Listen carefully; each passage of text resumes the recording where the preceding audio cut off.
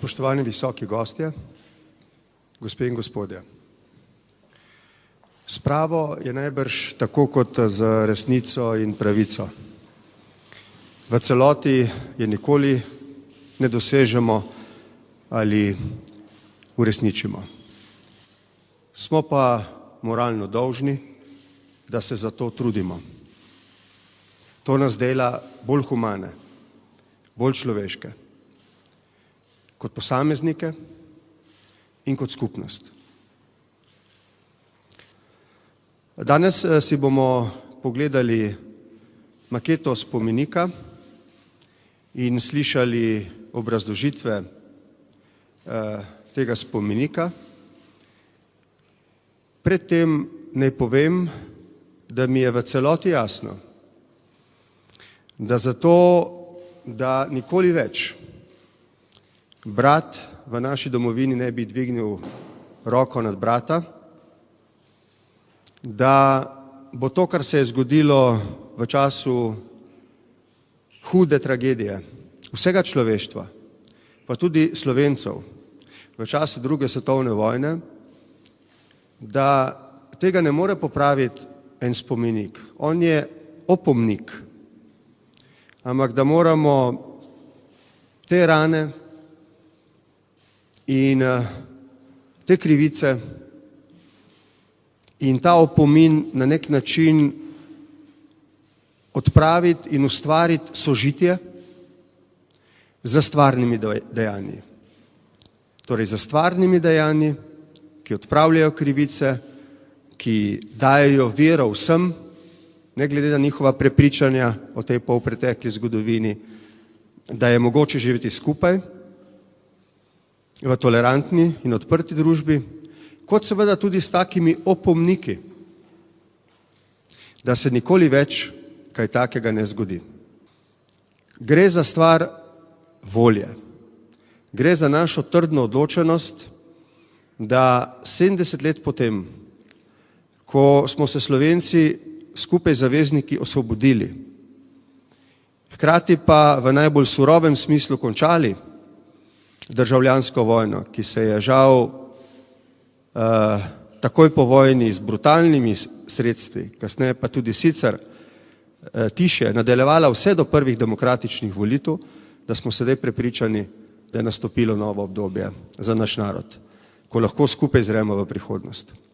Seveda predsedniki, ki skupno to podpiramo, in vlada, ki bo ta projekt izpeljala, želi skupaj z vsemi državljankami in državljani ravno pokazati, da je treba s takim spominskim obeležjem narediti en korak naprej, iz nekih bolečin preteklosti potegniti nauk za prihodnost, ozavestiti na ta način vse, da moramo postati družba strpnosti, družba, ki spoštuje človekove pravice in dostojanstvo in se ozreti naprej.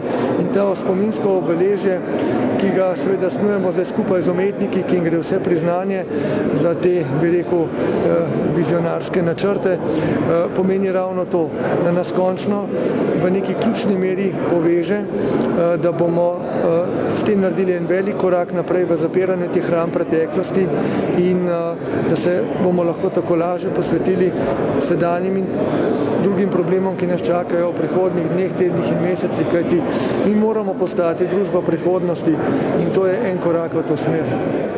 Torej, verjetno ključen moment, ki je bil že v projektni nalogi na nek način decidiran in smo ga mi prejeli kot popotnico za natečaj, je ta, da se izognemo konotacijam ideološkim, torej tem pristranskim, ki bi hotele na nek način spomenik vzeti ali za svoj, ali pa ga kakorkoli polarizirati. Torej se izognemo po eni strani zvezdi, po drugi strani križu in skušamo skozi neko univerzalno, abstraktno simboliko, torej bolj skozi postavitev teh volumnov, pa zgodbo, ki je v ozadju teh volumnov, kot pa z neko ikonografijo, neposredno ali pa sporočili, simboli temi neposrednimi, povedati, da gre za neko povezovanje onkraj razlik, nekako. Torej, da smo univerzalno odprti do drugega, da spoštujemo različnost in v globini, v temelju smo povezani. In to po drugi strani ima pa tudi neke paralele v zgodovini arhitekture in teh polnikov, kjer smo večkrat priča od prazgodovine, kjer smo imeli te velike dolmene,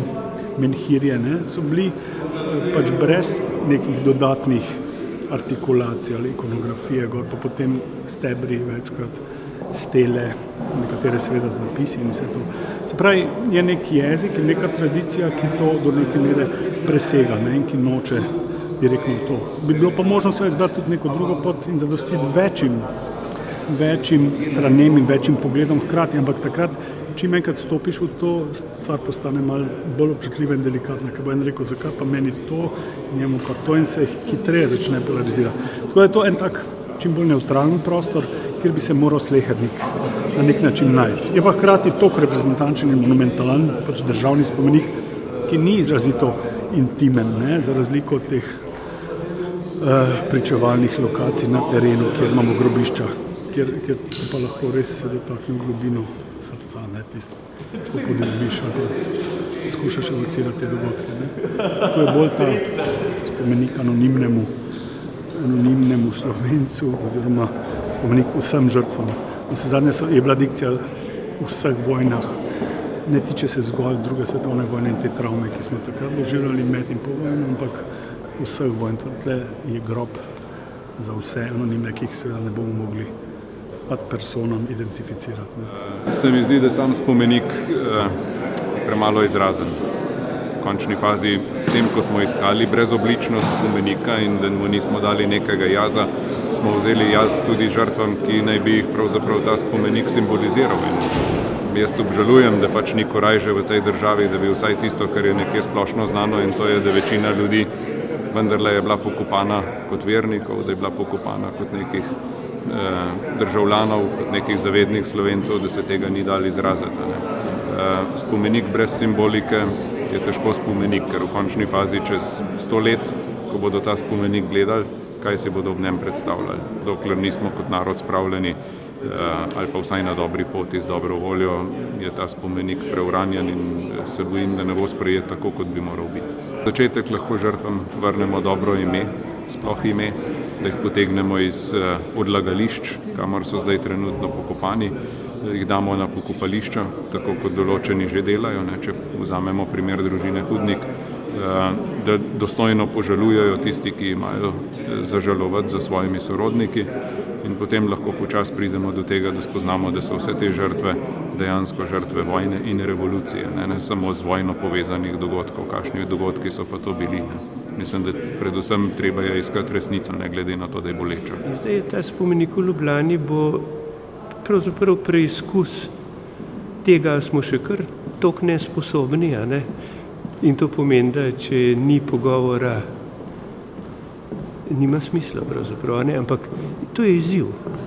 Mi smo kot komisija smo se večkrat opredeljevali, najprej pokop žrtev, potem spomenik, če je politična volja, tudi spomenik in pokop, se strinjamo, bomo pa skrbno spremljali, če te obljube držijo. Če je skupna volja, da imamo spomenik, ki združi sprta brata, kot je bilo rečeno, in če imamo skupno voljo, da se vzpostavi pravno okolje, kjer bo možno žrtve grobišča raziskati, urediti, prekopati, pokopati. Pustimo se presenetiti, mogoče se bo pa v Sloveniji kaj spremenilo.